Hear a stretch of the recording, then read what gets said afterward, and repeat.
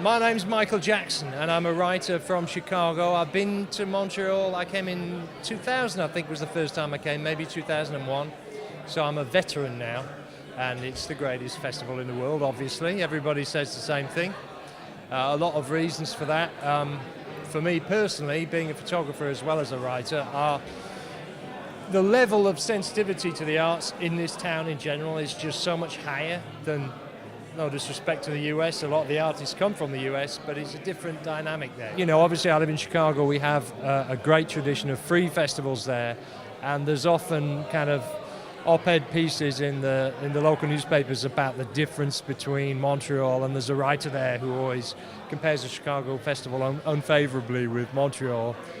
Because it's a free festival, it's a different thing, and here, you know, it's incredible. People are prepared to pay and go and pay for jazz, you know, which obviously helps the musicians, you know, and circulates their materials, and it's amazing, you know, because in America they got the most incredible musicians, but they're scuffling, you know, they don't get picked up at the airport, you know, and what's more, when you come to Montreal, you get picked up in a timely manner, you know. I mean, I was a journalist, I consider myself, you know, less important than the musicians. Dave Holland was coming in after me, you know, but I was transported straight to the hotel without having to kick around, you know. Well, that's incredible, you know. That is quality kind of service. Like, we know you've flown in. I mean, I could have waited for Dave Holland, but, you know, I'm constantly amazed at how this festival operates and how everyone gets behind it. And, you know, we went round to look at the new theatre space, which my jaw's on the floor because they've got Theatre Maisonneuve and Salle Wilfred Pelletier there.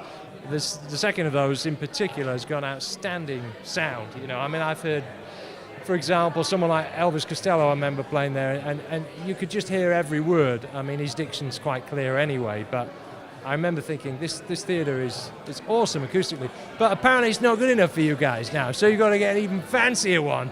And I went round there yesterday, and you know, the guy was talking about the dust off this beech wood and how the higher frequencies are kind of absorbed by this dust. I'm like, get out of here. A few years ago, there was a bit of a rumpus about buying the $80,000 Fazioli for the piano classical series. But you know, it's guys like Andre and Alain who obviously are brokering the festival or whatever, for want of a better term, who you know make the stipulation that we want the piano of the moment for the pianists who play here, you know, and they're all the best guys in the world, you know, and they appreciate that, you know, they appreciate having a decent piano, and you know.